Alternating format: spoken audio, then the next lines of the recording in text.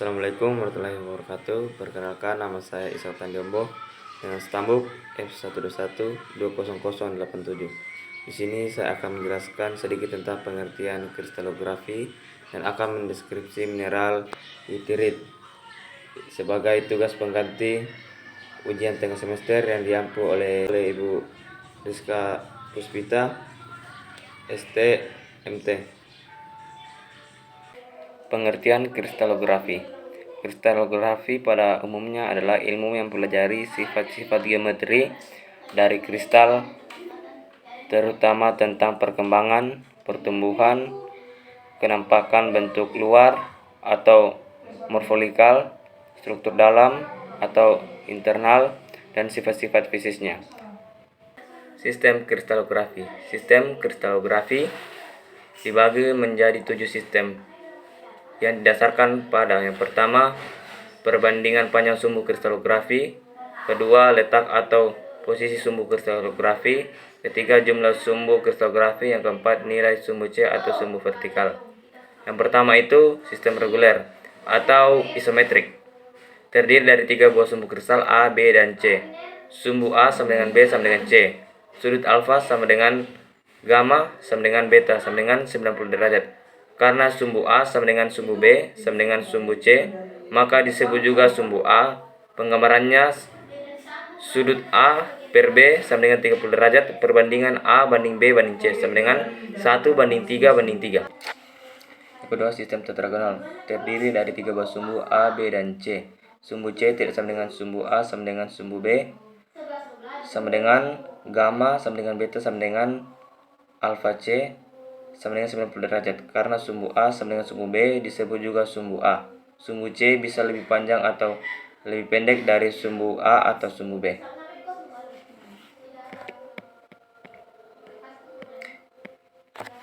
Yang ketiga itu sistem heksagonal, terdiri dari 4 buah sumbu A, B, dan C, dan D. Sumbu A sama dengan sumbu B sama dengan sumbu D tidak sama dengan sumbu C. Sudut beta 1 sama dengan beta 2 sama dengan beta 3 sama dengan 90 derajat. Sudut gamma 1 sama dengan gamma 2 sama dengan gamma 3 sama dengan 120 derajat. Yang keempat, sistem trigonal, terdiri dari 4 buah sumbu A, B, C, dan D. Sumbu A sama dengan sumbu B sama dengan D tidak sama dengan C. Sudut beta 1 sama dengan beta 2 sama dengan beta 3 sama dengan 90 derajat. Sudut gamma 1 sama dengan gamma 2 sama dengan gamma 3 sama dengan 120 derajat. Penggambarannya dibanding ketentuan dan cara melukis sama dengan heksagonal. Perbedaannya, pada sistem heksagonal sumbu C bernilai 6, sedangkan pada sistem trigonal sumbu C bernilai 3. Yang kelima, ortorombik. Sumbu A tidak sama dengan B, tidak sama dengan C.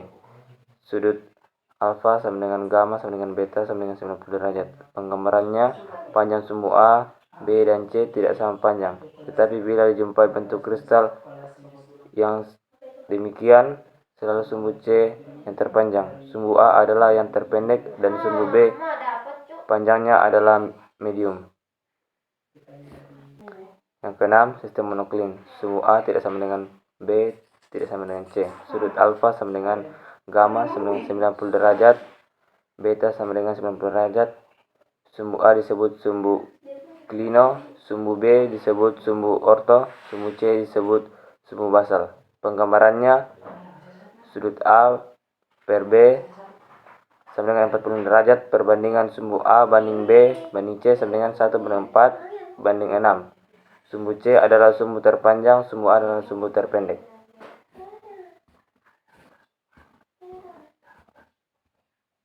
Yang terakhir,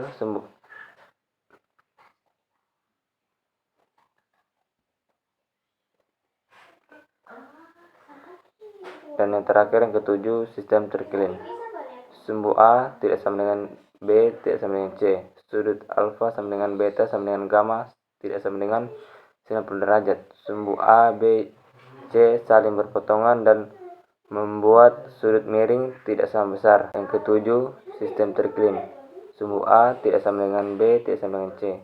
Sudut alfa tidak sama dengan beta, tidak sama dengan gamma, sama dengan 90 derajat. Sumbu A, B, C saling berpotongan dan membuat sudut miring tidak sama besar. Sumbu A disebut sumbu Briggsy, sumbu B disebut sumbu makro, sumbu C disebut sumbu basal. Penggambarannya, sudut A per C sama dengan 45 derajat, sudut B per C sama dengan 80 derajat, perbandingan sumbu A banding B banding C sama dengan 1 banding 4 banding 6. Untuk selanjutnya langsung saja kita masuk untuk mendeskripsi. Untuk mineral witherite, di sini terdapat sumbu A, B, dan C. Jadi seperti persamaannya di atas telah ditulis, bentuk kristalnya ortorombik, bentuk sistem kristalnya ortorombik, kelas kristalnya rombik piramidal, bentuk kristalnya ortorombik, bentuk kristal rombik prisma plus penisoid. Untuk unsur simetrinya 3A2, 3M, 4P, poin sentrum. Kalau simetrinya untuk Hermann Manguin 2/M, 2/M, 2/M. Untuk SC-nya D2H. Untuk contoh mineralnya olivin, dan ortopiroksin. Jadi didapat 3A2 karena dari 3 sumbu memiliki 2 kenampakan yang sama. Contohnya kita ambil dari sumbu C, diputar menjadi 2 kenampakan, misalnya 1, 1, 2. Jika diputar lagi dari sumbu B, putar 1,